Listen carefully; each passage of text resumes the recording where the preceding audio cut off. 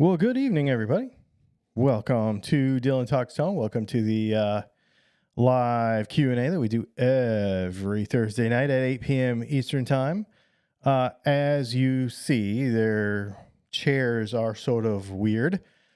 This chair is my chair. I usually sit there, and I will be sitting there in a minute. However, the dogs needed to eat and go outside one more time, so Leslie will be a couple of minutes late. We're still getting this whole, well, we usually feed the dogs at 8:30.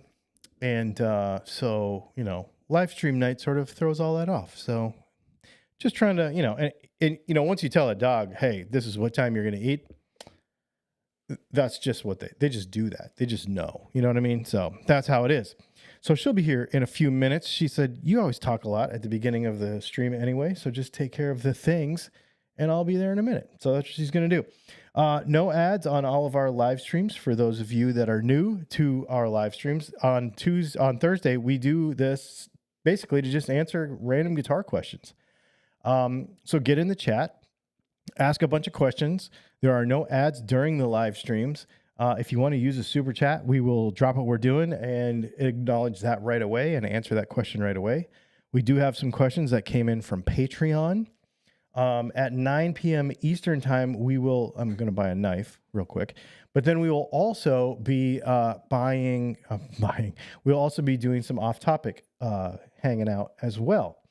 So in order to support this channel, there's a few things you can do. Obviously, you could use a super chat. You can use the links in the description of this video. Those businesses support this channel through affiliates and such. So Sweetwater and, there's a whole bunch of other stuff too. StewMac and Sweetwater are probably the biggest ones. Amazon, obviously. Starlink, believe it or not. And then some off-topic stuff, 511 Tactical and Atlas Stationers, Gold Spot pens. So there's a few. And also Dylan Talks Tone. So you can go and buy pickups at dylantalkstone.com because that's what we really do. A couple of things I want to tell you about before we get going on the Patreon questions for the evening. One of them is, let's see. First of all, we are cranking out a bunch of work right now. We had a fairly insane Black Friday sale. I've never actually done one of those before, and it went really well. So thank you for supporting us during that time. And thank you for continuing to support us through the month of December. Sometimes December can get a little slow, and so I appreciate all of you who have been buying pickups and whatnot. So if you're waiting on something, just know we're cranking on it, and we're getting to it. So just so you know that. And then there's another thing I want to talk about, but I was hoping Leslie was going to get back in time for that one. Okay. If you watched the Texas Toast live stream, you will have heard about a show that is happening in California on the same weekend as the NAMM show. It is called Wood, Wire, and Volts. And let me see if I can real quick bring up the website because I want to show it to you. If you go to woodwirevolts.com, you will be able to see this website. And it's basically sort of an off-Broadway NAMM show. For most definitely not a corporate trade show. This is going to be a bunch of independent builders. This is going to be people that you know and have heard of. Here is the list. I'll just leave that up for a second.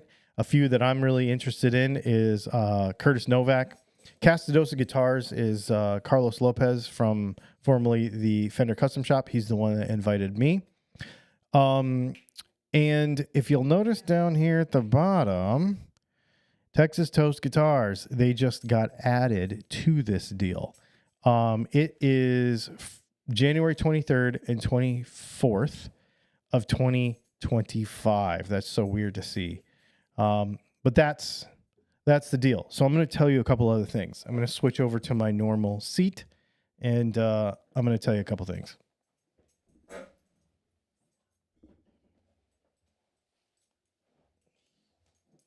He'll do it.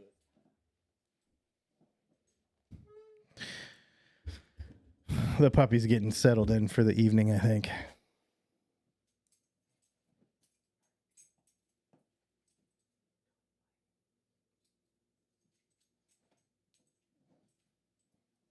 He'll like throw a fit for a second, and then he'll lay down.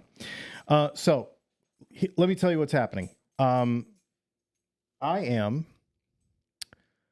going with Texas Toast Guitars. I'm not going to have my own booth.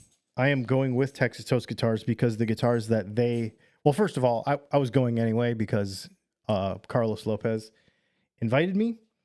But then we got talking and ended up making it basically anyway. Texas Toast is going. They're going to have their own booth.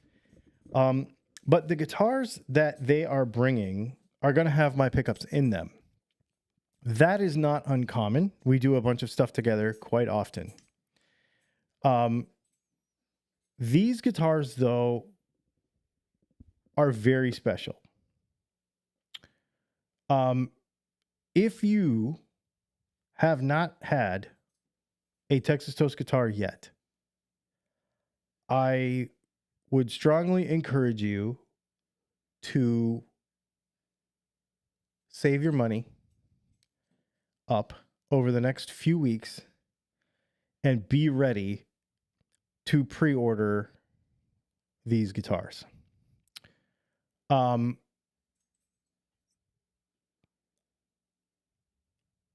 all I'm going to say is this is something that I've been looking forward to for a long time, pretty much all my life. So, stay tuned. These guitars are going to be stuff that Texas Toast has never done, and I think we'll never do again. So, I'm certain of that. So, just know that, and if you're interested in getting one, because I know that there's going to be people that will be like, I know it's going to be cool. I'm automatically going to want one. Get in touch with me right away, because they are going to be amazing. And I'm very excited to be a part of it. And yeah, that's all I'm going to tell you for now. But in the next few weeks, you're going to see some stuff, and you're going to be like, and realize that this stuff is next level. So anyway, that's it. And if you are in California for the NAMM show or around the NAMM show, or you live around there, or you can get there for January 23rd and 24th, I will be there, and it is open to the public. And there is a level of tickets that involves free food. Yeah. And there's going to be, I don't know who the artists are that are going to be at that concert on Friday night, but Carlos, Friday night, Thursday night, whatever night it is, it might be Friday night. you're not going to be there. Are you going to be there? I fly back Saturday. The show is Thursday and Friday, Yeah. or Wednesday and Thursday? Thursday and Friday. Okay. Yep. So yeah, so it's going to be pretty awesome. So anyway, I am excited to be involved in it, and I am. Did you get this? No. No, I did not. Can I interrupt you because it's basically a super chat? For sure. Because Van Shank Guitars is celebrating 48 months of membership. 4 years. And he says, putting up with my ad free for me. Thank you so much, man. Ivan, you're good people. It's really cool. He's been around for 4 years. He's been around for longer than that, actually. But that's pretty cool. I think 4 years ago is when YouTube started the membership thing, and he did it right away. I think 4 years ago is when you got the idea to look into all of that stuff. Maybe so. Turn it on. Yes, maybe so. Yeah. He is. Well, let's get into some Patreon questions and get into some guitar-related questions. How about that? Let's do it. Ooh, all right, Matt. Good evening, Dylan and Leslie. Got to thinking this week, is cheaper gear worth the hassle of selling? I have a 12-year-old Squire CV Strat. I've just never bonded with it. I never felt the need to pick up and play aside from the guilt that it just sits there. I picked up a cheap Black Friday project and now it's fully packed away. I could sell it, but I don't feel like dealing with the hassle of shipping, fraud, tire kickers, complaints. Best case, I'd probably get $200, which really doesn't impact me, especially if dealing with selling headaches.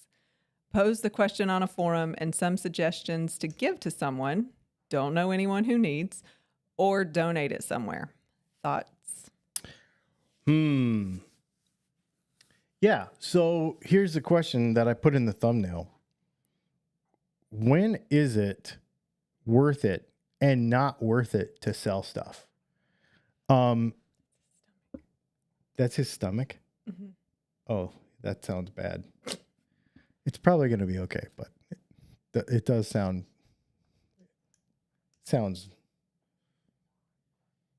dang. Wow. Anyway, when is it worth it to sell? So this is one of the reasons why I don't buy those guitars. Is there a mute button in case you need it? Yeah. Okay. Just making sure. That would be really rude if something happened. Yeah. Okay. Yeah, it's these two X's right here. Okay. So yeah, like this is why I don't buy super inexpensive guitars, because I don't want to deal with the headache of reselling them. When I do resell them, basically I build projects out of them and then I sell them to one of you, and you usually end up getting, the way I do it is you get the stuff for free and I sell you the guitar for whatever it cost when it was new. But it's usually still basically brand new. As far as used inexpensive stuff, man, honestly, I think if you feel like it's too much of a hassle, yeah, find somebody to give it to. I have a hard time. Let me say this. This is a scary thing to ask in a Facebook group or something, because the whole give it to a poor kid thing is such an annoying thing. People, I can't believe you cut that guitar apart or threw that pickup in the trash. You could have given it to a poor kid. Well, no, I couldn't have. If the guitar's not good, don't give it to anybody. You don't want to start somebody off in an experience that is bad and then they end up not liking playing guitar because the guitar is bad. So don't do that. I mean, do whatever you want, but I wouldn't do that. And then the other thing is, be real careful with charities. Make sure that what you are donating to and the end result for what you're giving is actually going where you want it to go. We are very picky around. This is why we don't do like public charitable stuff, because it can be very polarizing audience wise. So we don't do that. The other thing is, I've gotten burned before. It happened on this channel where I built a guitar for a person. I'll just tell you, I built a guitar for a person who, professed to be a veteran, and he was a fraud.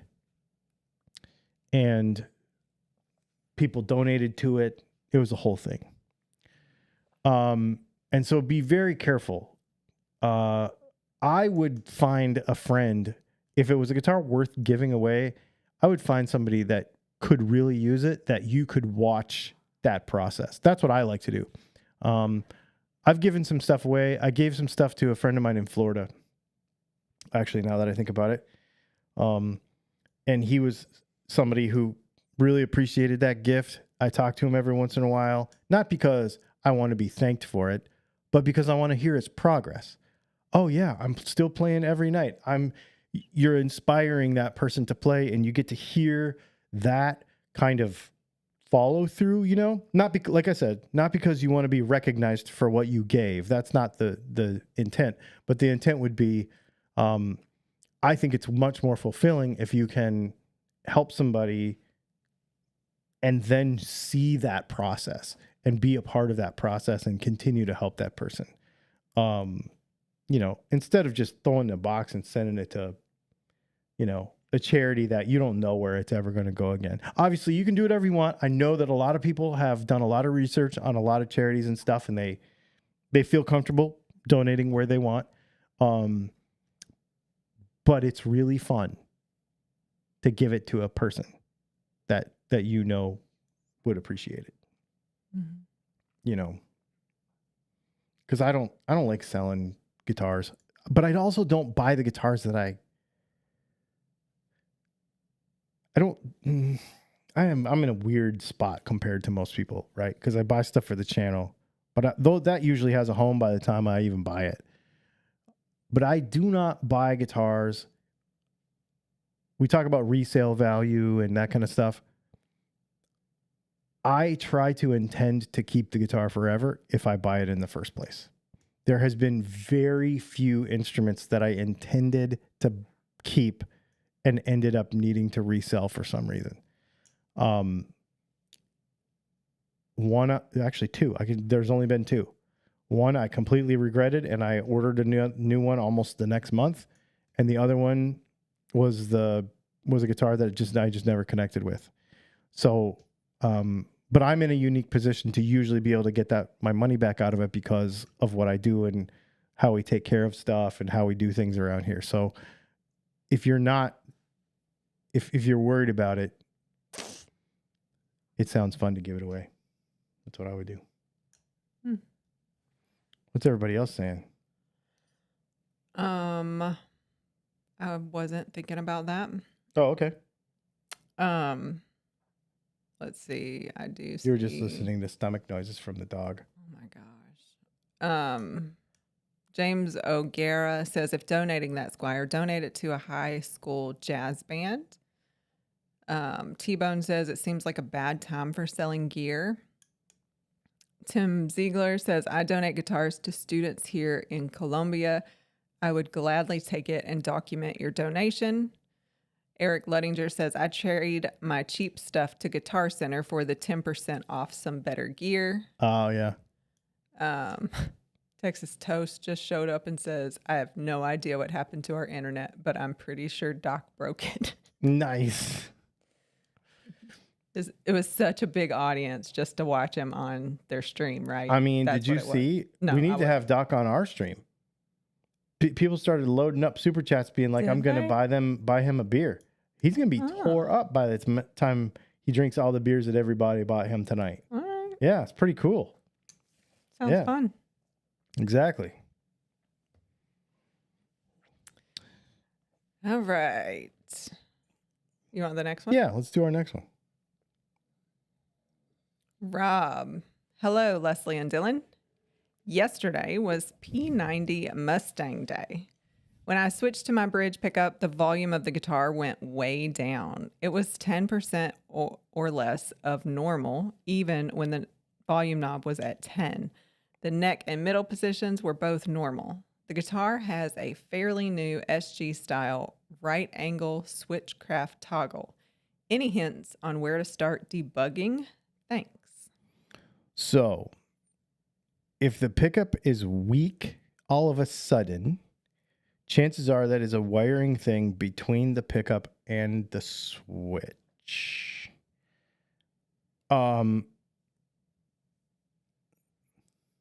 So if it goes from, so first of all, you need to take an ohm meter and make sure that your pickups work. Okay. And I think they're mine. So make sure that your pickups work. Then make sure they read equally, pretty close. If they're P90s, they'll be pretty close to each other. And then what I would do is I would then check your wiring. So if the wiring goes, and this goes for any guitar, if the wiring goes from the pickup to the volume pot and you're having this problem, then it's probably the volume pot. if the pickup wiring goes from the pickup to the switch, then it's probably the switch that's giving you the problem. So if you have multiple volume pots, typically there will be wiring going to the volume pot. Chances are that's the problem. If it's typically one volume pot, it will go to the switch first, and usually that's the problem. But also make sure that your pickup is good. I'm going to pop over here and highlight this because Paul McNary just became a member while we're live. Thank you, Paul. So I like to highlight that. I appreciate that. Thank you so much, man. Long time no chat, by the way. Haven't talked to him in a while. Maybe you'll talk to him soon. Yeah. How about that? All right. Jason, good evening. I recently purchased a center punch bridge pickup and a couple of classic 5s for the neck and middle. I bought these to convert my single Strat to hum single. I'd appreciate your suggestions on how to wire these together. I know how to wire the coil split, but I'm not finding much consensus on the web regarding pot values and whether or not to use resistors to adjust the resistance that the single coil pickups see. It seems to all be to taste. Thanks. I wouldn't do any of that stuff. I would use 500K pots and a 22 cap and just leave it. And then the other thing I would do is I would change your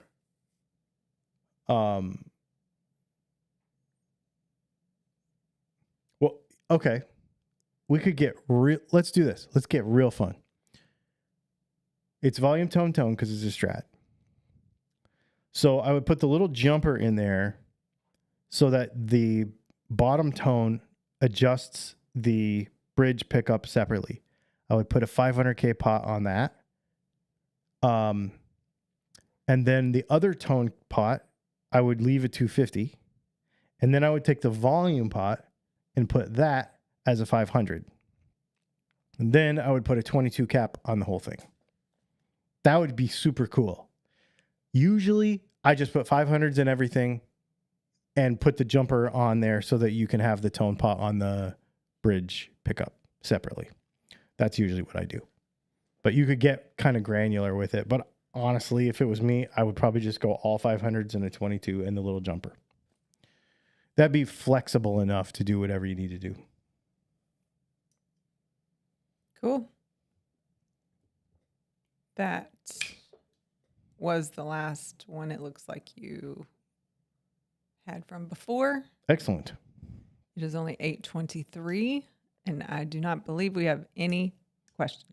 Nobody's asking any guitar-related questions tonight. Nobody's asking any questions, except somebody just said, what's everyone's favorite string gushes? But I feel like that's some kind of typo. Jason from Help Desk said that's one of the configs I found. Yeah, that's what I would do. It keeps it simple and it keeps it as flexible as possible. If you get don't put a bunch of resistors. I bet they mean gauges. String not gauges. Gushes. Oh yeah, I'll tell you what mine are in a minute. Let's finish up Jason from the Help Desk there. Yep. What I would say is people will get too bonkers about, well, I want this cap to work with, I want this pot to work with this pickup, blah, blah, blah, blah. The bottom line is you're not going to play it that way anyway.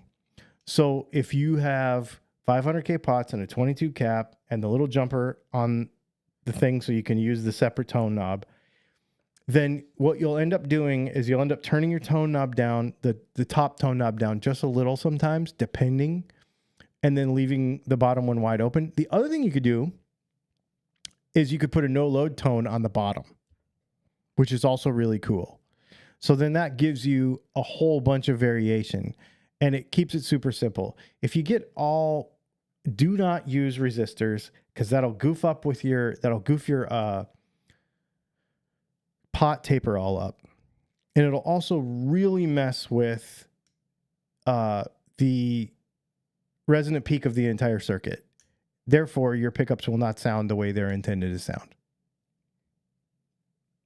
It's like the benefit does not outweigh what you ruin with it.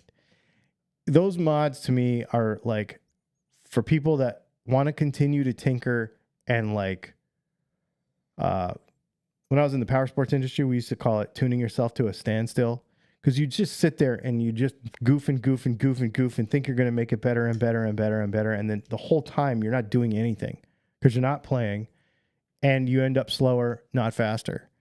Or not faster, just the same. And you just spend a whole day goofing around for no reason. So don't tune yourself to a standstill with this stuff. Keep it super simple. And remember too, that you don't have to get most people, like 98% of people, do not have to get every available tone out of one guitar.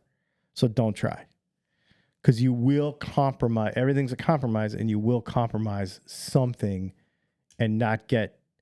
You'll end up with like the KLR 650 of guitars. Like, it's a motorbike that like is okay at a lot of things, but isn't very good at anything, right? And so you don't want to do that to your guitar by making it all overly complicated. All right.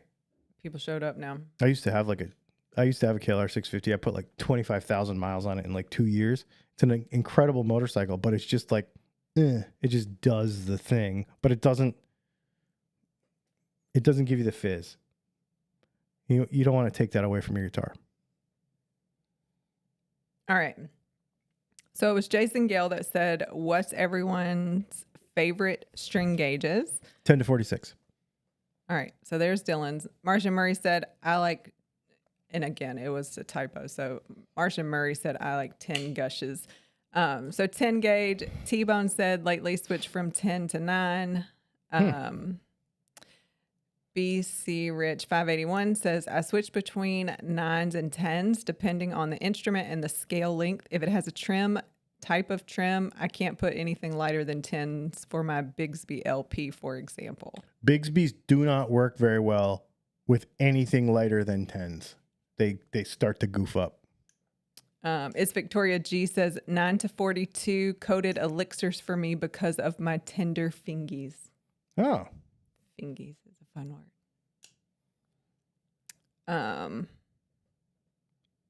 All right. Was there any? Let's go backwards. Tim Ziegler you mentioned a jumper. He said, explain the jumper. I'll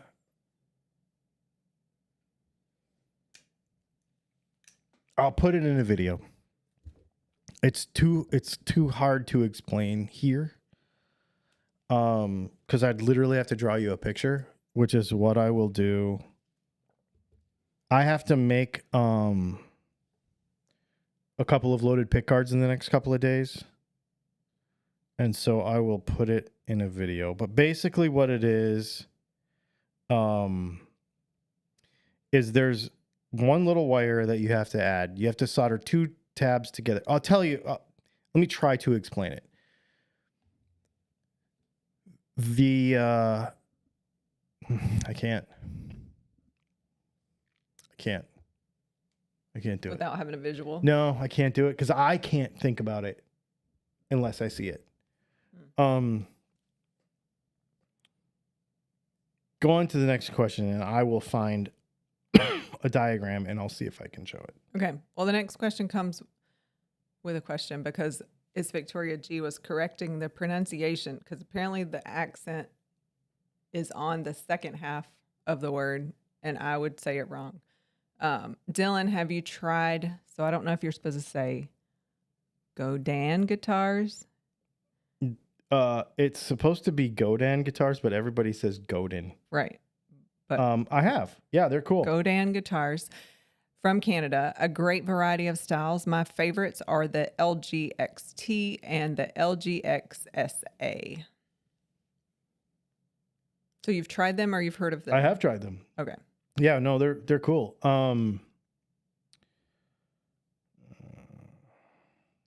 Can't think and talk. No, no, I can't. I know. That's okay. We're close.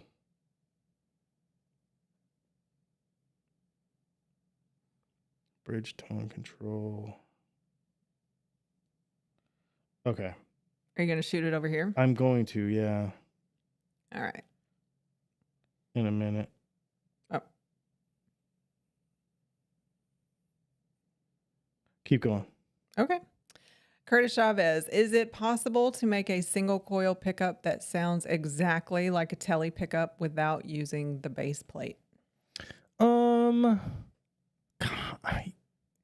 It won't sound exactly the same, but I mean, you could get close if you, but not really. I mean, the answer is not really. When you have a design that is based on a physical characteristic of the pickup, you know, it's like square peg, round hole. That's a crappy picture. Yeah, it's kind of blurry, but it's the one I got. Okay. It's a square peg, round hole deal. It's a physical constraint that makes the sound what it is. It's not some kind of magic, and it's not some kind of thing that can be fudged, really. Can you wind around it? Can you design other things to compensate for it? Yes, but will it ever get all the way there? No, because it's a physical constraint or a physical design that causes that thing to do that thing. And that's that way for a lot of pickups. Like P90s, for example, if they're not a 1/4 inch tall, they don't sound like P90s. If they're, there's a bunch of different stuff like that. I have a diagram. I don't know how to share it. So if you go here. And plus, you might want the mouse anyway to. Okay. Oh, let's see. Entire screen. I actually don't know how to share it either.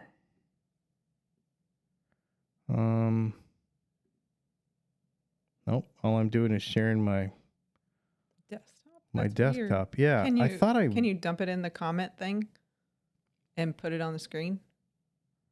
Oh, yes. Yes, I can. Yes, I can. That's how you do it. Oh. That is how you do it. Whoops. Hang on. Here we go. It's going to be downloads at the top. And we'll put it right here. Okay. So now it's on the screen. Yes. Okay. So everybody, this is Strat wiring. And if we look at, I picked this one. I know it's blurry, but I picked this one because that little red blob is the wire that you add.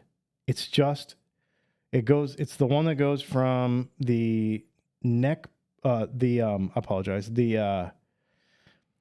this is weird. This is why I was trying to explain it and I couldn't. The middle tone that does your neck and your middle pickups,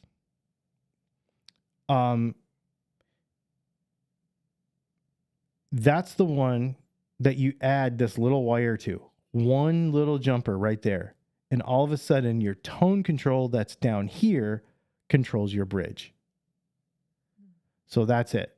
So if you want to, I'll leave that there for a second. If you want to take a screenshot of that, if you want to take a timestamp, what are we at? Like 34 minutes, almost exactly going in. If you want to remember that, and then you can come back and check that out. But that's what we will do is I think if you use our diagrams that we send you when you buy pickups from us, I think it's in there, but I'll make sure that it is if it is not. All right. That was a great question, though. T-Bone says, what's your favorite string brand? String Joy, for sure. All right. Charles B. Recommend a set of pickups for an inexpensive electric 30-inch scale baritone. Looking to learn how to work on electronics. I mean, if you are, who is that? Charles B. If you are just wanting to learn, just use pullouts, like stuff that you took out of a guitar that that's what I would do. And just use old stuff that you have around. I wouldn't buy new anything for that. I mean, honestly, if you're just trying to learn wiring and stuff, just buy some stuff off of Amazon for that.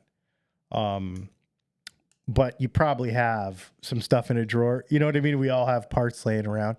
That's what I would use. Oh, and then he came back and said maybe he wants to put new pickups in this baritone because he said thoughts on bluesy and funky pickups for a 30-inch baritone. What kind of pickups are they? Are they P90s? Are they single coils? Are they Jazzmaster pickups? What are they? And if the answer is anything, hit me on the chat on the website and I'll help you pick some stuff and we can put some stuff in there. It'd be cool. We've done a bunch of baritones. In fact, we have a section on the website, I think, that is just baritone pickups. Or it's our pickups that work well in baritones, if that makes sense. Kurt Paquette, I don't know if that's right. Does 50s Gibson wiring versus modern make a difference? I'm not sure if it's real or just a marketing gimmick. It definitely makes a difference. So 50s wiring keeps a lot of the highs present as you turn the volume down. Because it changes the way the volume interacts with the tone circuit. And the only problem is that it then makes your tones circuit interactive with your volume in a way that you may not want. So like when you turn your one volume down, both the pickups are down. It's weird. Personally, I don't like 50s wiring. I like modern wiring because I actually like the fact that voltage divider property does that when you turn the volume down and it kind of takes some of the highs away. It gives you a completely different dynamic. And so, but I play a single pickup guitar a lot. So I use the volume knob with no pedals and I use that change to create different sounds. A lot of people look at that as a limitation. I think of it as a feature because I think it makes your guitar very dynamic if you use it, not try to mask it. So I personally like modern wiring better.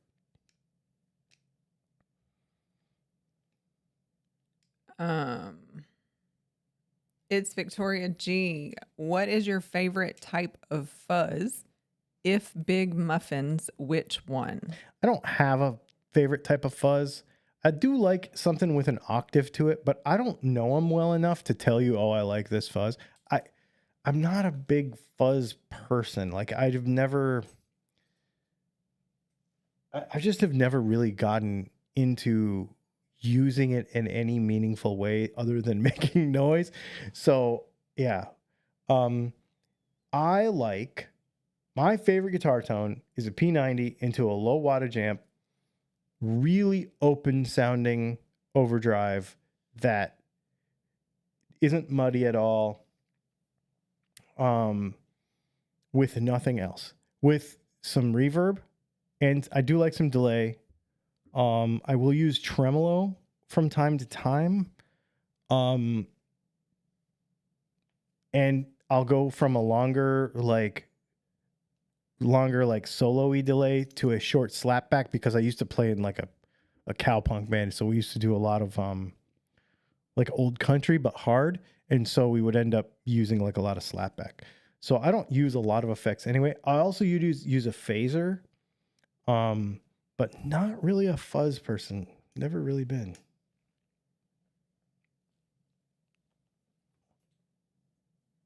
Oh, did they mean big muffs? Yes. Somebody said that. Yes. I was like, muffins? Yes, but it probably spell checked that. But also, in a lot of the modelers and stuff, because Big Muff is a trademark name, it will say like Big Muffins or Muffins or something like that. And you just kind of know that's what it is. Yeah. Like Green Driver is a tube screamer. You know, like they make up those names. So yeah, Muffins will be in that sometimes. All right. F. Stathio says, guitar related, not really question. I'm watching the stream while playing my new Les Paul Studio through a Boss GX10. I know you like the guitar. I think you'd also like that new Boss multi-effects thingy. I want to try that. I told him to buy that guitar. You told him it's a thingy. That's how he knows I talk like that. That's why, that's why he said that. You know, that thing. Jason Gale, a young musician, gave me an Epiphone Les Paul Jr., and I'm wondering what Dylan pickup would be best for metal punk. Oh, P90. Just put a P90 dog ear in there and go nuts. Don't worry about anything else. Just, yes. Mark Hott said, what is the sound difference in a DAF, center punch, and center punch 8? So a DAF is going to be, that's our PAF. Okay, so that's like 7.6, 7.8-ish. Alnico 5, 42 gauge wire, single build, vintage PAF. That's what our DAF is. So really open, really clear, lots of good highs, really low output, really, really versatile. Our center punch, that pickup was purpose built to coil split without a volume drop. And it does that very well. And as a result of that design, the reason I named it the center punch, this was before we were naming everything after guitar, after car racing stuff. This is my very first pickup I ever came out with. The reason it's called the center punch is because it gives it, when you wind it the way we have to wind it to coil split, the byproduct of that is a really nice mid-range. And so what you get with that is, what I tell everybody kind of is, you get Angus Young when it's heavy, and you get really nice and clean when it's clean, and you get a really good coil split that doesn't volume drop with the center punch. The center punch 8 adds some edge to that. Like adds some edginess, not like YouTube edge, but like add some edginess to that with that Alnico 8 pickup. Or the Alnico 8 magnet. That's what I would say. So super vintage tone, then really kind of really good, really strong classic rock mid-range with the center punch. That coil splits really well, and then a little edgier with the center punch 8. We actually don't sell very many center punch 8s at all.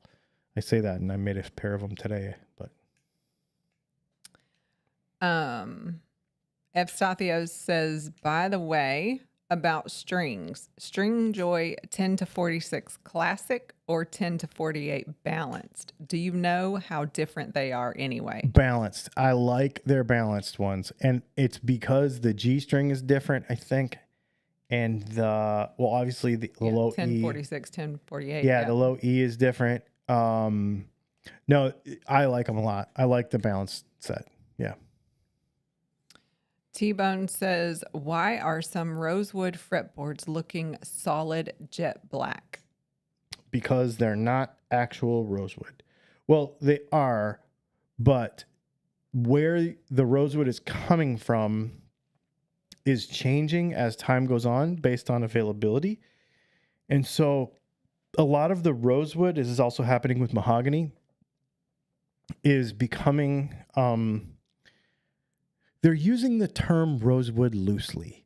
Back in the day when it was Brazilian rosewood, Honduran, or Brazilian rosewood, it was Brazilian rosewood, and it was a very specific species of tree.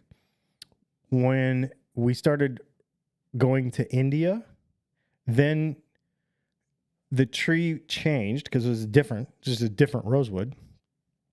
And then as time goes on, it's like they just kind of have to loosen what they call rosewood. It's like, well, this is a cousin of rosewood, so it's pretty much rosewood, but it's not really what we used to call rosewood.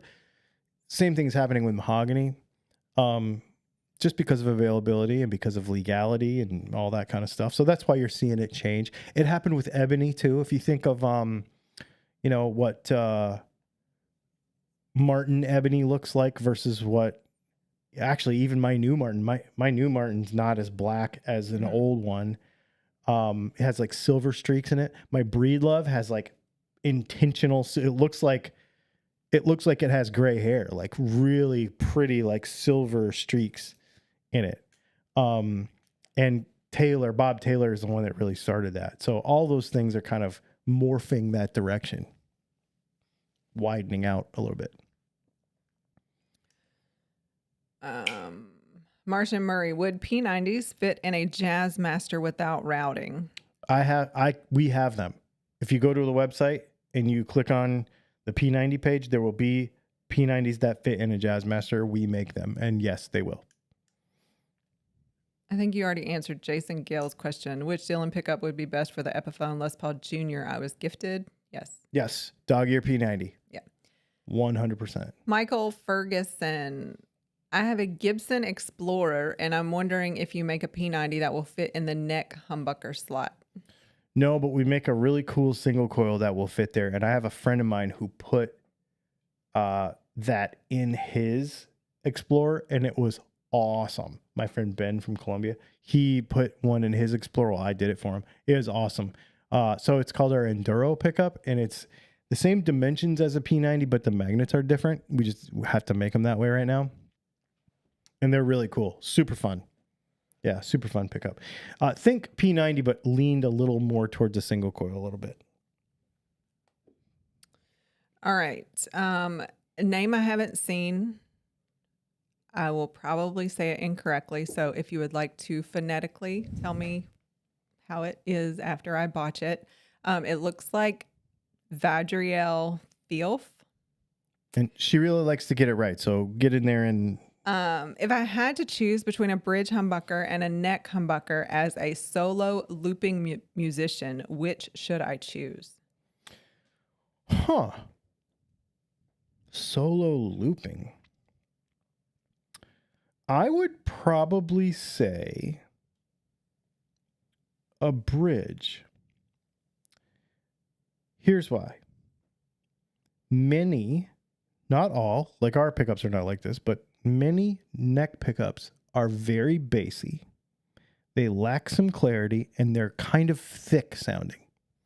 If you were to loop that on top of itself and not have any room to kind of adjust your tone, like be able to EQ it a lot in between things, you would just turn into a big mud ball.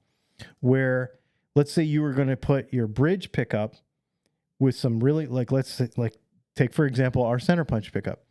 You put that in a bridge position, really nice mid-range. Mid-range is what cuts through anything, right? So that rhythm track goes down. And let's say you play that rhythm track with your tone knob turned down a little bit. So you've got that rhythm track going down with your looper, with the tone knob turned down just a little bit, or maybe the volume knob turned down just a little bit to sweeten it up just a little, because you have modern wiring, not 50s wiring. See how this is all working together? And then you turn your volume all the way up and your tone all the way up, and you play a solo over that. Now you've got real strong mid-range and real strong highs going over a pickup that's not muddy to start with. So now you'll still be able to hear the difference between them. I think if you just went bridge over or neck over neck over neck over neck and didn't have the right neck pickup especially, it would end up turning into just a big mud ball. But just to give you guys an idea, that's exactly why I set my guitars up the way I do. What we just talked about. So having that difference of expression with the modern wiring, with 500K pots, with like a 22 or a 33 cap that gives you a lot of range on your tone knob and a lot of range on your volume knob because you've got good pickups in it. Now you can do that sort of stuff on one pickup, loop over it, and not lose it into a big mud ball. That's really cool because he or she, I don't know gender on that one yet, sorry, because I don't know what your name is. You really put into application kind of everything that we always talk about. Looping is a good way to learn that. And then they also said, seeing you rip out these answers is awesome. You really know a lot about this stuff. Super impressed. That was before you even answered their question. Oh. So it would have really sucked if you'd have been like, I don't know. I have no idea. This is the dumbest question ever. No, I'm just kidding. I would never say that. Thank you. You know what? It's a collective. The world is a collective of knowledge, and you just try to grab it as it goes by. And I have to give all of you credit for honestly making me learn this stuff when I don't know it. Right? Like, that's part of the fun too. So thank you as well. All right.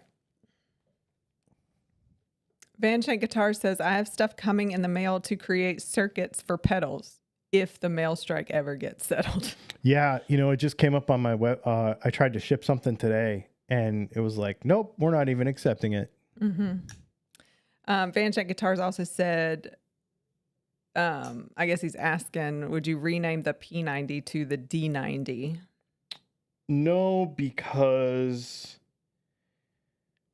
it's already It's been published. Yeah, it's been out there enough that we want to really just keep cementing how good it is. I think this video this week really helped.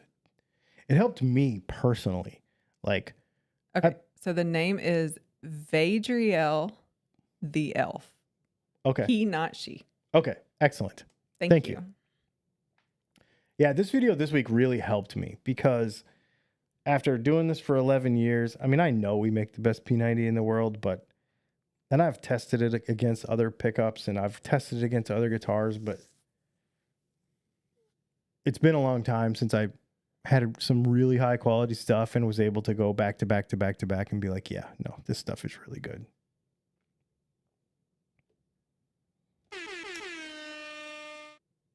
Super chat from Bad Joke Gaming. If I was getting a set of your P90s for a Stratasonic, do I need special ones because of all the series parallel in out of phase stuff? Just put a note on the order that you are getting them for a Stratasonic and that you want a 3-wire neck. And I will do that for you. What that will allow you to do is it grounds the coil, or it grounds on one of the pickups, it will ground the housing of the pickup separate from the coil.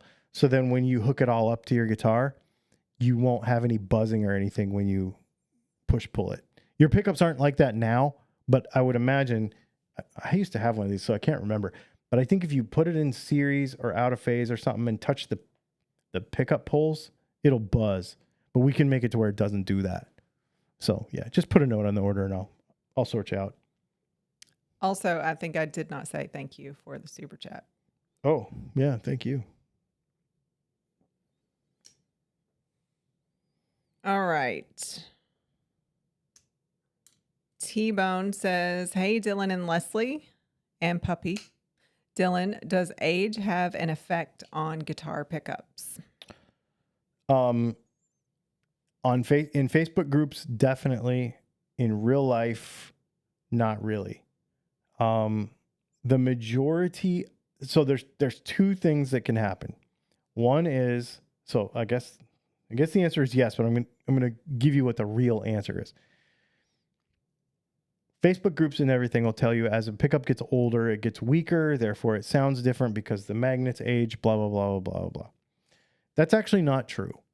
The majority of the demagnetization that happens with a pickup is within the first few hours after it is magnetized. And then the decay is literally like 1% for every 10 years after. I mean, it's very, very, very low if you have a high quality Alnico pickup. Magnet. So the magnetic decay over time is not a thing like everybody thinks it is. What can be a thing is the quality of the winds from the old days.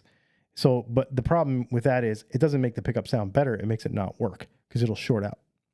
So if your pickup's shorted out in an old Fender, it's because it's rusted through and that old plain enamel wire wasn't very good insulation. Everybody thinks that stuff's awesome because tone and stuff, but it's actually not very good. And so over time, it will break down and it will short out. And then your pickup won't work. So age can affect a pickup, but not in the way you think.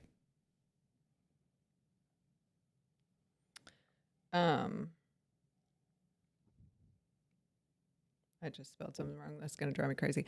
Dom D said, I'm excited. My pickups that you sent are currently in Indianapolis, so I should get them by tomorrow or Saturday. Oh, sweet. Hawkman Hawk says, I love my Center Punch 8. Oh, good. I'm glad, man. Jason Gale, do I buy a bridge or neck pickup for the Les Paul Jr.? There's only one pickup. Yeah, so, and it's a P90 dog ear, so just buy one and it doesn't matter.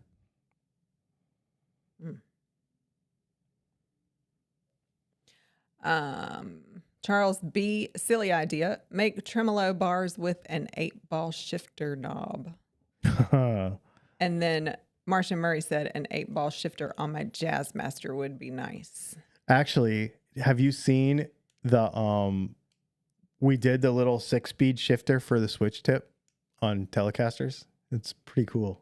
Put it on the laser and I etched like the little 6-speed stick shift pattern, the H pattern, on Telecaster switch tips. It's pretty cool. Evstathio says, on learning stuff, I was a bit perplexed by Gibson's decision to add a coil tap on the Les Paul Studio that makes the Burst Buckers Pro sound dull and weird. However, tapped neck plus distorted amp equals fuzz. Yeah, so, right, I agree. Those pickups do not split very well. They actually kind of suck when they split. But I think you found what I would do with it too. Yeah, especially on the neck, right? T-Bone says, always solid and informative information from Dylan. Jason Gale says, dog ear P90 purchased. Excellent. Evstathio says, by the way, can you do humbuckers in black as opposed to nickel or gold? Yes.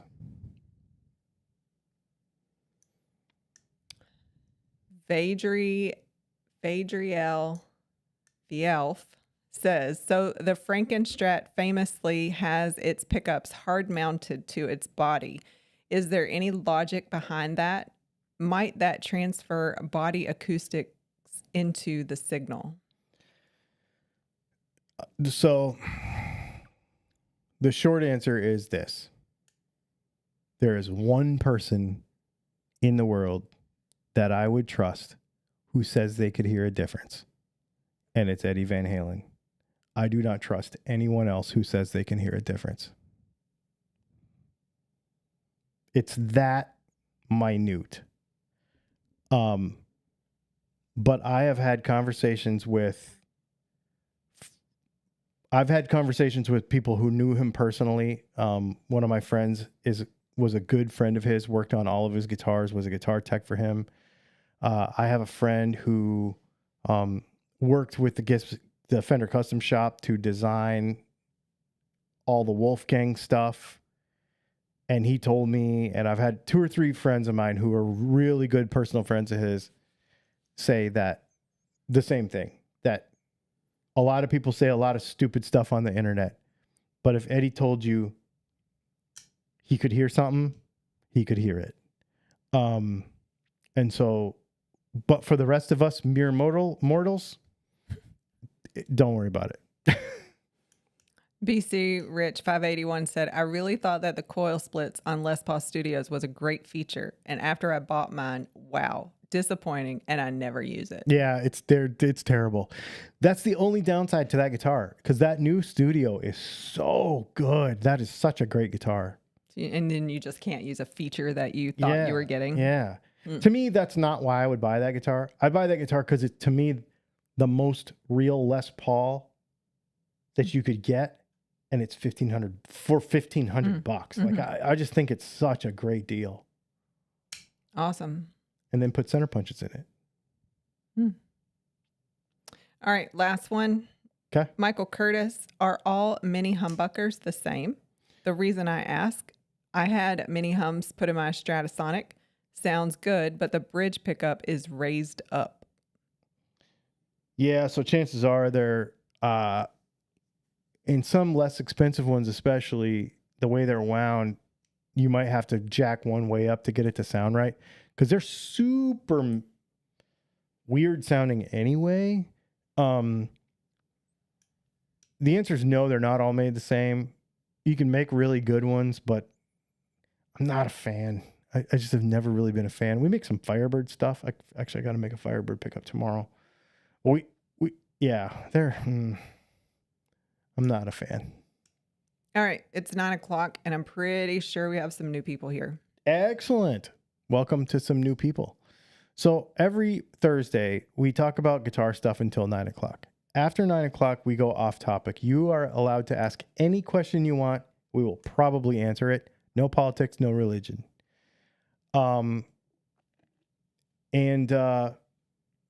Obviously keep it clean and be reasonable about that. But we do what we can because this is really how we get to know everybody.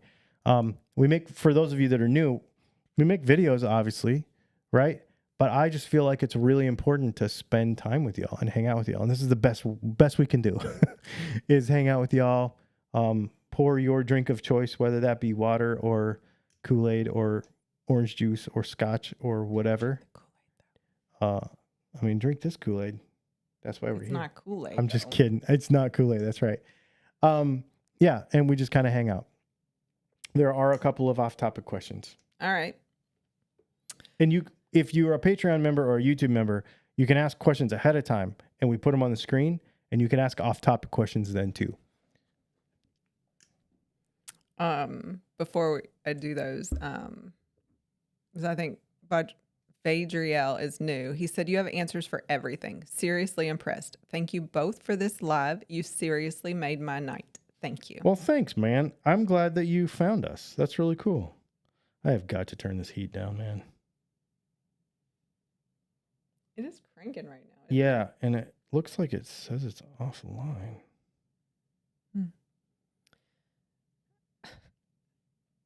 Okay, I just have to say this out loud because he's joking. As soon as you were like doing your little introduction, Jim Cox was like, what Pope would you vote for? Just kidding. What like Pope? Tied it all together. That's hilarious. Yeah, for some reason. Oh, here it goes. Yeah, it is like burning up hot in here. I disagree with that, but the heat is on. I'm dying. Heat is on. Yeah, it's on the street. Yes. Okay. All right. I fixed it. All right. Stuff that came in ahead of time. Charles, good evening, Leslie and Dylan. Thanks for sharing your evening with us. Thank you. Thank you all for being here. I was going to buy a knife at 9:00. I decided not to. That's probably wise. Mm-hmm. It's one I can never get, and they do in drops, and it's probably already sold out anyway. It's only been 3 minutes. Matt, off topic. Any thoughts to making/using a fountain pen desktop holder? I keep a few fountain pens at my desk now, readily handy, laying on my desktop. I don't think I'd be a fan of keeping them in that carry case that you use. In older times, I remember you'd see them in people's offices. But considering all the pens are different sizes, caps, what could you do to make it universal fit? Anything you've come across?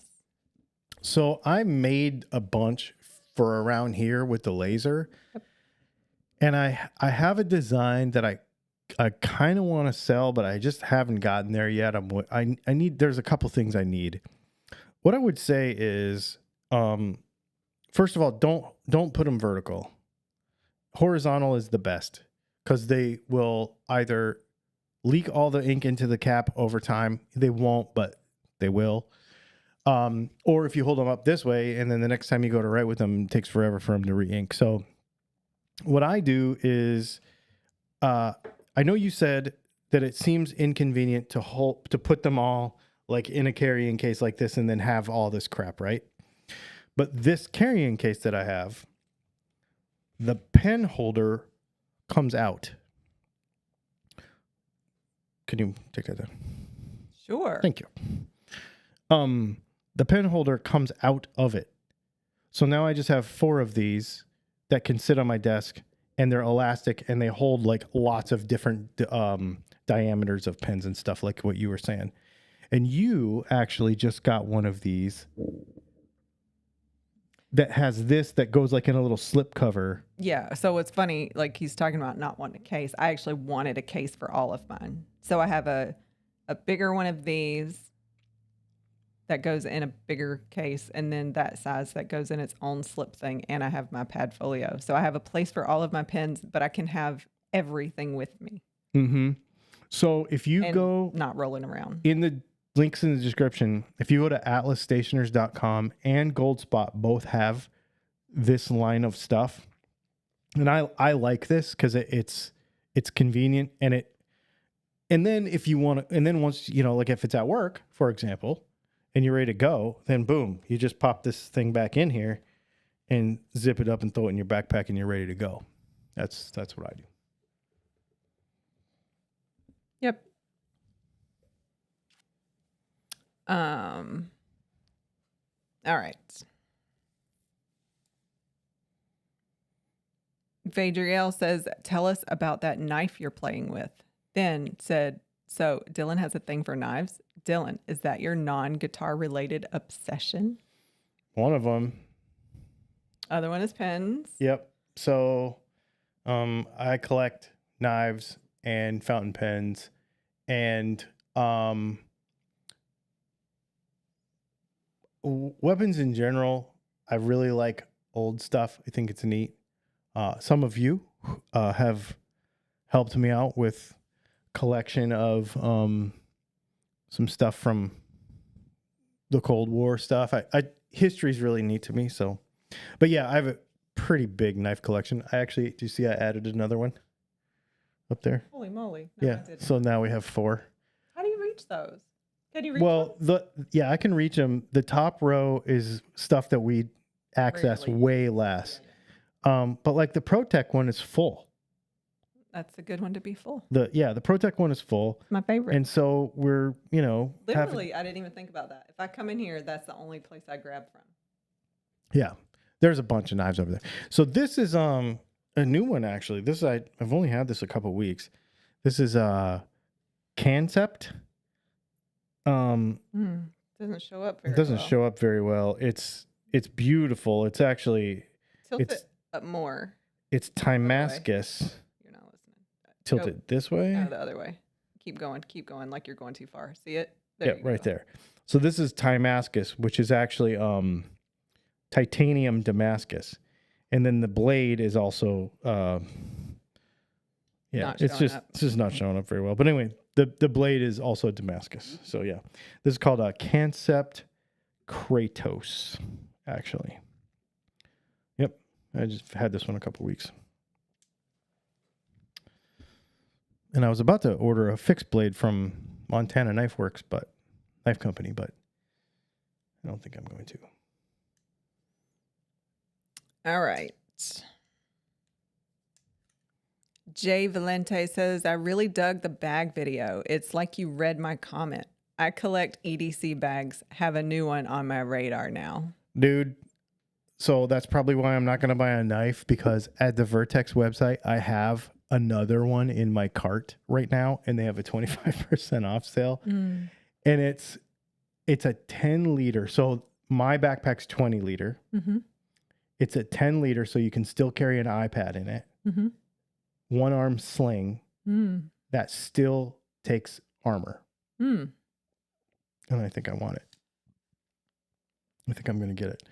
And it has all the stuff inside. You don't have to buy all the Tactigami stuff. Like, it has a bunch of stuff in it. That's a nice size, yeah. Yeah, I like it. So the problem that I've been having lately is, my back hurts. So when I need to go somewhere. That's not lately. Well, that's all the time. But when I need to go somewhere, I want something that's not quite that huge. 20 liters is awesome, but it's heavy when you don't need all the stuff that's in there. Mm-hmm. So sometimes it's just this pen case and my wallet and a couple pens and a pocket knife, and I'm out the door, and I'd rather have that. So I might get that. It's pretty neat. Jason Gale says, what kind of EMF reader would you buy for investigating mysterious shit? I have an EMF reader. I don't know what kind it is. It's not for that. I use it to, I used it because I was doing a bunch of research about shielding because there's so much baloney, not to get back into guitar stuff because you're not allowed to ask it. Oh, that's the other thing I didn't tell you. You can ask a guitar question after 9:00, but it has to be in a super chat. Otherwise, we're going to ignore guitar questions. And come back next week at 8. Yes. So the closest thing I'll get to guitar stuff is I was doing research on a guitar video and I was learning about electromagnetic interference. And so I bought an EMF detector, and it was very fascinating to walk around your house and see how much noise there is. And it's like crazy. And it almost got like depressing. I'm like, you know what? Screw this. I'm not even going to deal with this anymore. But it did teach me like where the quietest places in your house to play guitar and stuff are. Mm-hmm. Bad Joke Gaming says the drop selling out in 3 minutes is so real. I'm a knife guy too, mainly ballad songs, but also some folders. Yeah. I mean, I probably shouldn't go to the website right now because then I'll probably just be like, oh, I should just buy it. But let's see. Jason Gale says, I have multiple two-handed double-edged long swords, not the wall hanger Lord of the Rings variety. What is the best method to sharpen? Most people use a blade, most people use a stone and they do it by hand. If you ever watch them sharpen a samurai sword, they'll use a stone on the blade instead of a blade on the stone, if that makes sense. They are sold friggin' out. Good. No, you don't have to. Nope. Think about it. Jason Gale also said, did I mention I've been focused on creating graphic novel comics since we last chatted? Oh, wow. That's neat. The one without the ring isn't sold out, but I want the one with the ring. So I don't know what you're talking about. So. It's just a fixed blade, sort of like the Speed Goat that I already have, but it's in Magnica. It's a little thicker, and it's pretty much like the Speed Goat, but it has a ring, like a thumb ring on it, because it's their tactical one. So I wanted it, but oh well. Then Jason Gale said, get a Microtech. We have 1, 2, 3, 4, 5, 6, 7 Microtechs. Yep. Leonard Banco. I don't know what that word is. Are you into repeatograph pens? I don't know what that is. I don't either. I'm about to do some Googling because I don't know what that is. So I don't know if I am or not. I might be in about 5 minutes.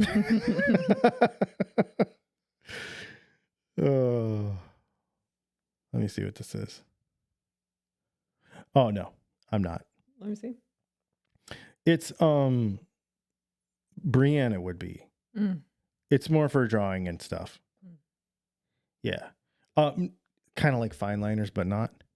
Yeah, I wouldn't be because I'm not really an artist. I write more than I art. So yeah. What else? Do we need to catch anybody up on anything or? There was a bunch of off-topic stuff that I was thinking about that were. I know what I wanted to say too. I was actually going to say it at the top of the show. One of the ways you can support our channel is to watch our other channel. Yeah. Do you mean to be talking in the side of the mic like that? That's yeah, so I can look at you too. So, youtube.com/Dylan and Leslie. That is our other channel. And that's where our off-topic stuff is. That it doesn't have to do with guitars. Like everything we're talking about right here ends up there. So we do a lot of EDC stuff. We do a lot of fountain pens and stationery stuff because I really love that stuff. And I and Leslie and Brianna all have fountain pen collections. It's probably going to be some more laser stuff there pretty soon because we're going to be doing some more kind of off-topic laser stuff. I'm actually going to start making. I need to do. I have one in my pocket right here. I need to show everybody what we can do with Zippos. So this is like a topographical pattern and my initials engraved on a Zippo, which is pretty cool. So we can do this now. Well, we always could. I just got some Zippos and now we can do it on the laser. And then the other thing that I'm going to start doing on the laser is we have these leather wrapped flasks that are really cool, that we would be able to do a bunch of stuff on. And I also got a new bottle opener style that's really neat. That bottle opener though, that shipment is for that guitar show that we're doing in January.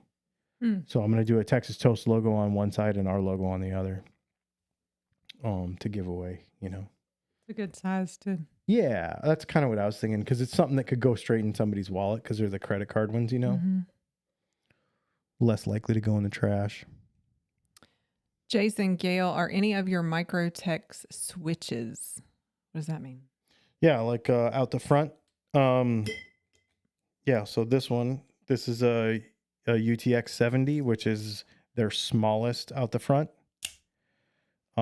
She has one of these. I have one of these. And then I have a UTX 85. And then I have a normal UTX, which is the biggest one. And I'm going to buy, they just redesigned all of their UTXs. And so the only color they have is black right now. So I'm waiting for some, they'll continue, you know about Microtech, every 2 weeks they're coming out with a new colorway and a new blade profile and all that kind of stuff. So I'm going to wait until a few more come out of the new design, and then I'm going to buy another one because I want that new design because it has zero blade play. So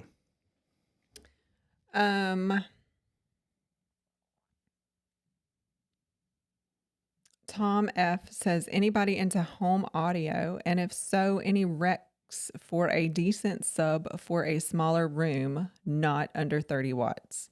So I was just shopping for subs today. Can't get over it, huh? No, I can't. Well, because I was thinking about going back to Best Buy to return that thing. And I'm like, well, let me see what they have, Yeah. They just had a bunch of garbage though. I had a Polk before. I had a 10-inch Polk. I personally like about 100 watts, and I like a 10-inch speaker. If it gets bigger than a 10-inch speaker, to me, it gets too boomy. I like it to be a little tighter. So I like a 10-inch speaker, and I like about 100 watts. I have a Denon 7-channel receiver, and I have Martin Logan's. And so I was actually going to buy a Martin Logan sub, but I don't think I'm going to. I might though. I used to have a Polk 10-inch that I really liked. And it wasn't expensive either. So I don't know what I'm going to do yet, but I might just go ahead and buy a Martin Logan because I love my Martin Logan stuff. F. Stathio says, a buddy of mine works for a promotions company and they work with various decorators. I think they lost one who did laser work for them. Would you be interested in doing something like that? Yes. If you have, I'm not going to call them. I'm not going to chase that sale. However, if that's a friend of yours and you're like, hey, I know a guy, if you do that and make that connection, I would very much appreciate it. One of the things we try to do is, we can do a lot with our lasers. Because we have two, and I'm trying to keep them busier because, they're a financial outlay. And for the guitar stuff, I didn't really do it to make a bunch of money with the guitar stuff. I really did it to make my manufacturing more vertical. I have way more quality control over what I'm making because I'm actually making a lot of parts that I was buying before. So that's why I bought the lasers. But now that I have them, it's like, well, they cost a lot of money. And so it would be nice to, so if any of you that are watching, if you have a company like this hat, with, the multicam hat with the this is a Dylan Talks Tone logo that we made. I made these. We have hat presses. We have t-shirt presses. We have all of the vinyl cutting stuff. We have all of that. So we're making all of our own merch. So if you call me up and be like, or shoot me a text, on the chat thing on the website, not even guitar related, and you're like, I want bottle openers with my business name on it. I want whatever. I'll do all of it. Speaking of which, Steve Rezer said a minute ago, thank you for getting his order out so fast. Oh, awesome. Yeah. No, that's cool. No, you're going to like that too. You're going to like that too. That came out really nice. I liked it. I was like, who is that? Yeah. Who's this person? I didn't know. Like, he shows me stuff all the time when he's like experimenting. Yeah. So he was like, look, da da da da. And I was like, cool, but who is that? Hey, bud. It didn't seem like something he could make up. So I guess he didn't. Dom D, I'm jealous. Dom D says, I'm headed to Atlas Stationers on Saturday. Scheduled an appointment with a nib meister that they'll have there. Going to have him tune and smooth a couple pens. Oh, that's so cool. Okay, so when you go, there's a pen that I think you should check out. I'll show you what it is. I was going to pre-order this. I think they have them in the store, and I don't know that for sure. But first of all, it is one of the best nibs. Oh, it's still incoming soon, so I don't know. I'm about to do like an Italian pens shootout. This is one of the best pens, steel nibs of all time. The Leonardo Memento Zero. This pen, though, this particular material is the primary manipulation 4.5 that is made by Jonathan Brooks. Jonathan Brooks owns Carolina Pen Company. He actually lives like a half hour from us, and he's a really cool guy, and he's the one that makes all the resins for a lot of these crazy pens. So I'm going to be getting that one. I have one of his already. Well, I have 3 or 4 of his actually.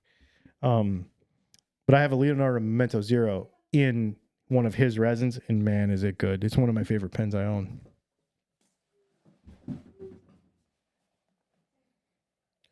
Let's see. I would do a leather wrapped flask with a field artillery design on one side and a veterinary med logo on the other. Shoot me a text.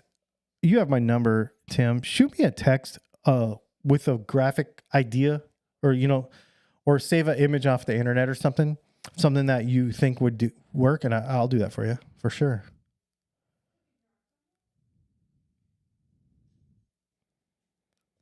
Yeah, I'd totally do that.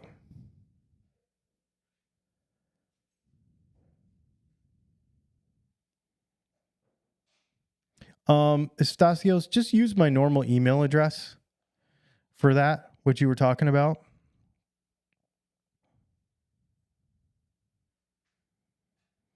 Can you program your lasers to work without you present?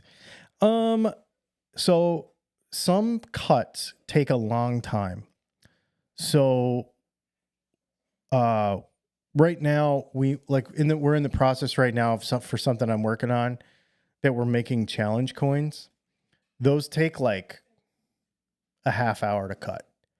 To engrave like deeply into brass or copper or whatever, they take like a half hour to do. So I can usually let that stuff go. I like to be in the room because stuff, can happen, and it's heat, and you don't want to start a fire and that kind of stuff. So I like to be responsible about it, but at the same time, yeah, you can walk away from it. There are some stuff we've done, like when I cut flat work for pickup covers or for pickup parts, that might take 15 or 20 minutes, and that I'll just let that run too. Yeah. Actually, I just got a Memento Zero, but it was a limited edition from Endless. Oh, yeah. Cool. I dig that. Super chat. Where's my P90 already? Where is your P90? I don't know. Let me see. Let me look, Jason. I could probably tell you. I think I know. Wait. Is yours black sparkle? I think I shipped that today, actually.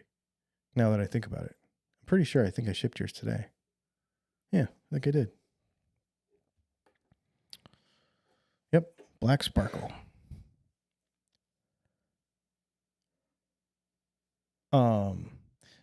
Yeah, I really enjoy the laser stuff. I find it really the guitar stuff's fun, but the whole thing about it is to just continue to fuel creativity, and that's what's really been super fun about it. Now obviously a lot of that stuff has made it back to the guitar side, but when we're really talking about just wanting to be creative and do stuff, super fun. My last polk died.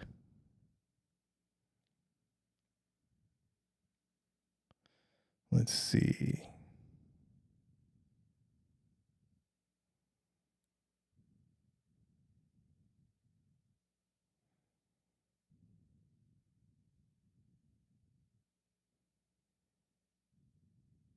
Yeah, dude, I would love to go to Atlas. My problem is, oh,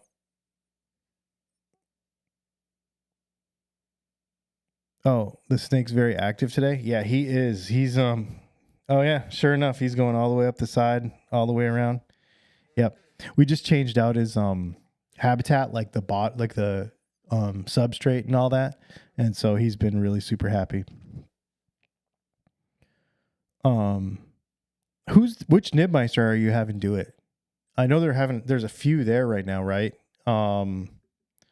Is Kurt Spear gonna be there? And I have a pen that I need to have done actually, but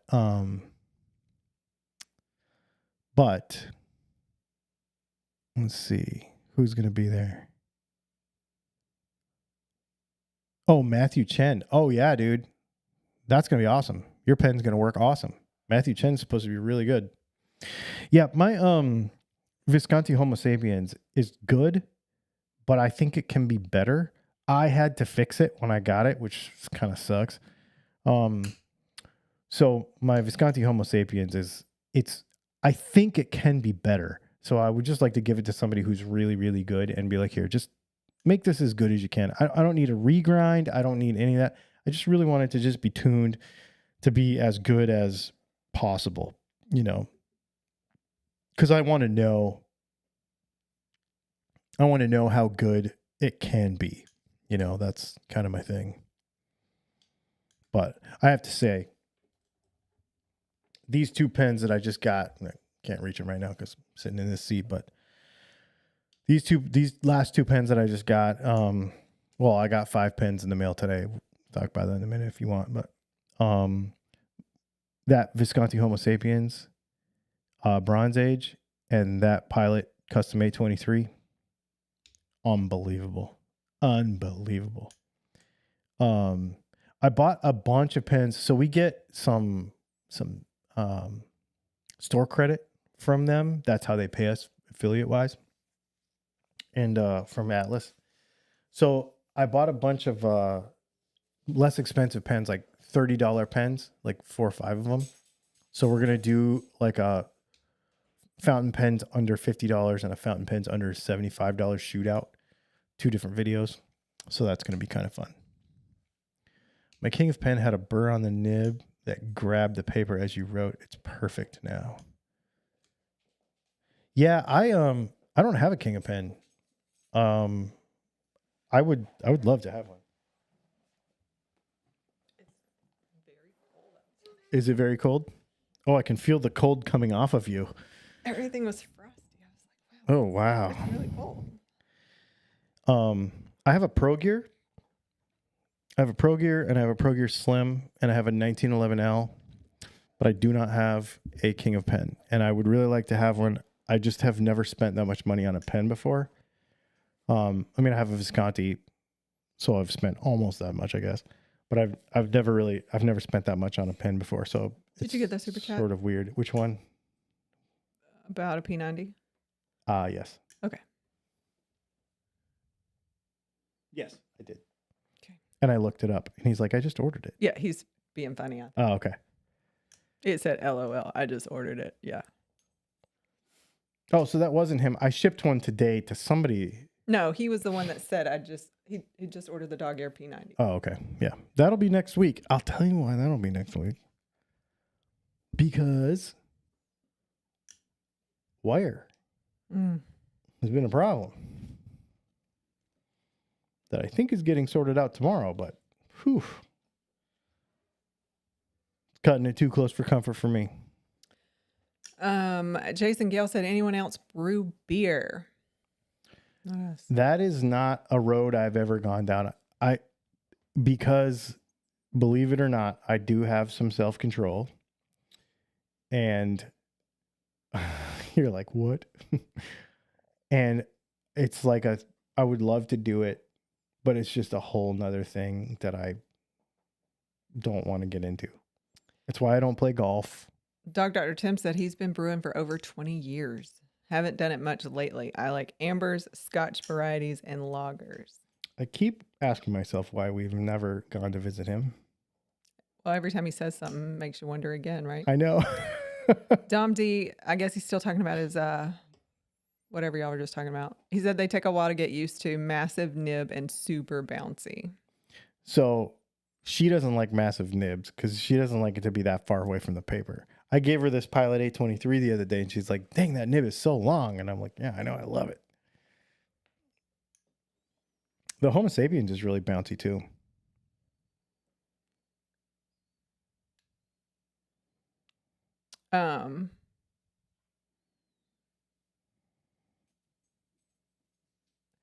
Jason Gale said, my son gave me a nice something pen for my birthday. I'm wanting to write calligraphy.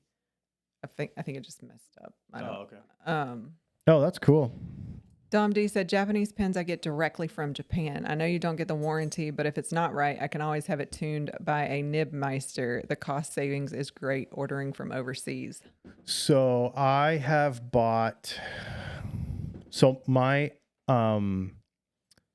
Sailor Pro Gear, I have the Imperial Black. And I got that pen for like $200 cheaper from Japan. My Custom 74 I got from Japan, and that one, the nib was garbage, and I sent that to Gina Salarino. And then the other pen I got from Japan, I've been buying vintage pens from Japan. So I got my 59 Soyuz rocket pen that came from Japan. My North Korean pen came from Japan, actually.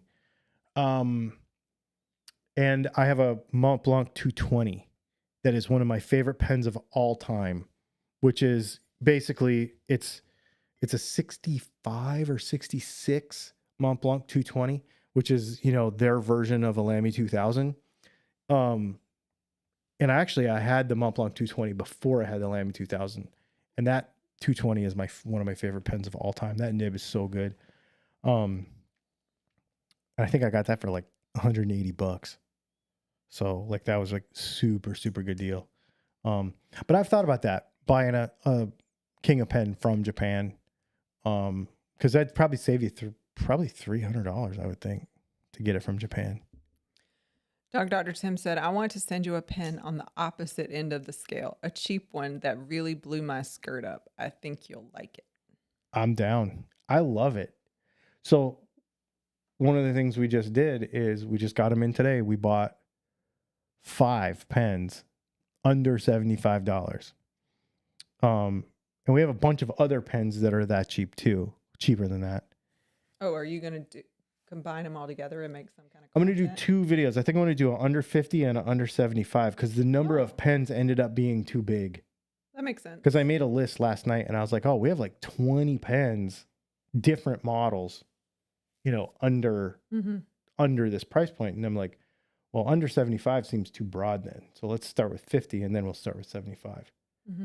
So under 50 will be your, some of your Lammies and Twisbys and Kaweco and I think that Schaefer coffee pen and a couple of those, and then it'll bump just above, like $65 or so, $60, and get you in a whole nother level of, Twisby ALRs and minis and all that kind of stuff. Vadriel, who is new tonight, I think, says, I love calligraphy, but most of what I've done is with hundreds of year-old quills and dip pens. It does a great job of making things look legitimately period, that's for sure. See, that's neat to me. That is cool. That's really neat. I don't have any like legit old like a quill pen. I should look into that just for the sake of the collection of it, because I think that's really neat. So I'll tell you the oldest thing I have fountain pen wise is I do have that 59. It's made out of I always forget the word when we're sitting here talking. What's the stuff that old pick guards are made out of? Somebody else tell me. I can't remember what this. Anyway, it's made out of that stuff. It's from 1959. It was made in Leningrad. So, for those of you that don't know, Doc Siltonen, who's in the comments all the time, he's a dentist. But he speaks Russian. So I like sent him zoomed in pictures of all of the words on it and stuff. And he like told me what it all was and like where it was all made and the time period that it was made. Bakelite. It's made from Bakelite. And so it's a fountain pen, desk pen. It's got a base that is the base of the rocket. And then the pen is the top of the rocket and it goes into the base. It's really cool. But that's the only old thing I have. I don't have any really, we have some glass. So some folks that are in the comments right now bought us some gifts of some glass pens, dip pens, and we use those all the time. That was Tim, right? Yeah, that was Tim. To swatch inks and yeah, so we use them all the time. They're really cool. Yeah, and something I would have never thought to buy yourself. Yeah, I mean, even, I don't know. Yeah. Yeah, they're neat. They are really good. Let's see. Except the day we got it, mine came with this like really cool like glass holder. I broke it. The holder? Yeah, because I accidentally tapped it against the countertop. We have granite countertops, and I went to move it, and I don't know. It was really fragile, and I went to move it and just snapped off. Whoops. Those pins aren't fragile though, which is nice. The tips are, so you got to kind of keep an eye on the tips. So we've had to like reground. I'll put them on a whetstone for like a knife sharpener, and because they're glass, and make sure that the tips, because if you like clank them into the bottom of the jar too hard or something, you might chip them and they don't write real smooth. So then you got to kind of put them on a whetstone or something and fix them. I've had to do that a couple times.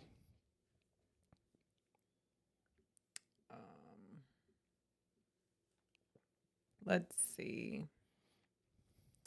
Dom D said, I've wanted the Visconti Homo sapiens Dark Ages, but I'll probably wait for the Chicago Pen Show next year. So, something to think about with that. Because I want one too, and I think I'm probably going to get one at some point. But something to think about with that. Do you have a Custom 823? So, Custom 823 has the double thing, right? So, like when you're writing with it, and it'll run out of ink. And then you have to unscrew the back like this and then let it fill back up and then you can keep going, right? The Dark Age has it's a double filler like that, where this Bronze Age is not. So you never have to worry about that. There's only one ink. There's no break in here. So you never run out of ink and then have to unscrew the back until you're actually out of ink. So just remember that, because the basic Bronze Age, I say basic, it's ridiculously expensive. is the only one that's like that. The other ones have the double power filler or whatever they call it. Vadriel says, this pen stuff is really fascinating to me. What is it about these fancy pens that really adds to your day-to-day visceral life experience? That's a great question. So in order to answer that question properly, you would have to know me to know that if there's something that can be totally nerded out about and completely like really learn the science of it and all of the, I mean, it's the same thing with knives, right? Like all the metallurgy and all that stuff, then I'm going to really get into it because I think it's really fascinating. How something works is more important to me than actually being amazing at it. That being said, writing with fountain pens has gotten me writing again. When I was younger, I used to write every day, and I was working on a book and the whole thing, like it was in my 20s. And I got away from it, and I got business and everything, and I'm busy. Like, we're busy people.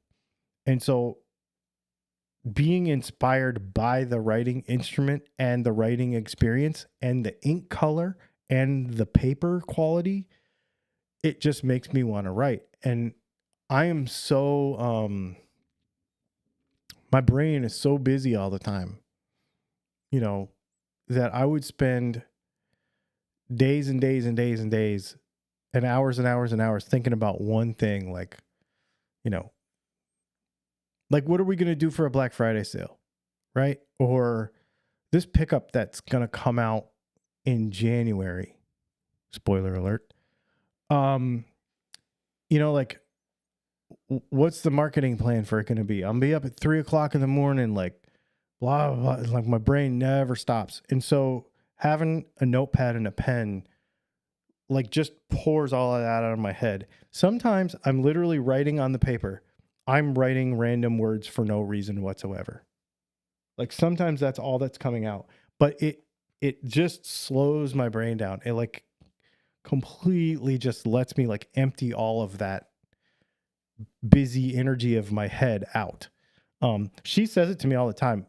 You need to get this out of your head so you'll stop thinking for a second. Because I just continue and I go and go and go and I never stop. Today, she had to tell me, like, you need to stop because we have to work tonight, do this. And, my health isn't 100%. So I have to like meter out throughout the day and throughout the week my tasks so that I can get everything done. Because my health isn't awesome. So, it got to be 2:00 this afternoon and she's like, you need to stop. Like, just stop. And why are you making yourself do more stuff? We have stuff to do tonight. Like, calm down. And so writing does that for me. And so having a cool pen, having a cool ink, having the cool accessories, it just makes me into it, gets me into it, and makes me enjoy it. And yeah, it's a real release for my head, big time. All right, we're getting a little behind. Jason Gale says, I'd like to do 3 things while I still have time. 1, meet a grandkid or 2 if my son gets busy. 2, build a Texas Toast guitar with Dylan pickups. And 3, get to Muddy Roots Music Festival again. It's a cool list. I have done all 3 of those things. You haven't met a grandkid yet. Oh, no. Well, we're on the way to it. In March, we will. Evstathio says, drink of the night. I finally found a bottle of Buffalo Trace local to me, and I've never had it before, and it's okay. It's like, I think the thing that's good about Buffalo Trace is that it's not that much of anything. It's just kind of easy. I like it. And it was like $30. Expensive. Dom D said he does have the 823, and he did not know that. Double check me on that. But I know a lot of the special edition ones that are not the normal Bronze Age do have that. And I'm pretty sure the Dark Age and the is it the Fire Age or whatever, the red one? I think those both are double. Marcia Murray said, I just started with a writing group. Maybe I should get a nice pen. Dude, that's totally cool. So then a couple people shared why they like pens. Dom D said, it helps me unplug from technology and serves as a form of meditation. Yes, 100%. Dog Dr. Tim said, to me, these pens are history, tradition, engineering, and intriguing. Plus, I'm bougie. My pronoun is sparkle. Plus, my pawpaw use one daily. I'm all of the above, man. That's so cute. All of the above. Yep. Except my grandfather was a computer nerd. So were mine. Yeah. Jason Gale said, writing and drawing is how I've been getting through 32 rounds of chemo hell. You're still going on that stuff, huh? I was wondering, you know, this is one of those things you just don't like to ask about so what I would say is, if you feel comfortable sharing how you're doing, shoot me an email or something. Because I was thinking about you the other day. The last time we had a live stream and you were in here, I was wondering how he's doing. Because he hadn't said anything about it in a while, you know? Yep. And if, you know, obviously it's nobody's business and it's not even mine, but bought a Dog Air P90, so he's going to play something. Yeah, heck yeah. Yeah, and I know it's not even my business, but I just know, I guess you don't even have to tell me how you're doing. Just know that I was thinking about you the other day about it. Yeah. Because, that's... Dom D said, Buffalo Trace is a great bourbon. I have Pappy 1520, Old Rip, and some other high-end bourbons. Sounds to me like we need to go to Chicago, too. I've set up blind tastings with friends, and regular old Buffalo Trace ranks highly every time. I want to get some Pappy. I don't have any. I probably could. You had some, though, right? Yeah, I could probably get some from Brianna. Yeah. So Brianna manages a restaurant, and her boss has a really good collection. So every once in a while, he'll tell me they have something cool. And like the last time they got a bunch of Buffalo Trace, he said, do you want me to order you? And I'll order an extra bottle over what we're, and he sold it to me at a really good price. So he means Blanton's. Or Blanton's, I apologize. Yeah, Blanton's. Jason Gale said, they said it's a miracle I lived. That's what he shared in the chat. Well, yep. For different reasons, I have heard those words too, and that's pretty cool. Makes you want to do neat stuff.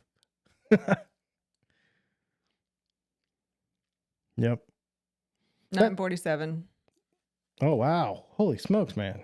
We went a long time tonight. Mm-hmm. You guys, we're going to go. Thanks for hanging out.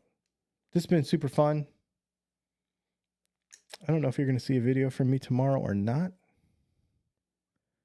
But we will see you on the flip side.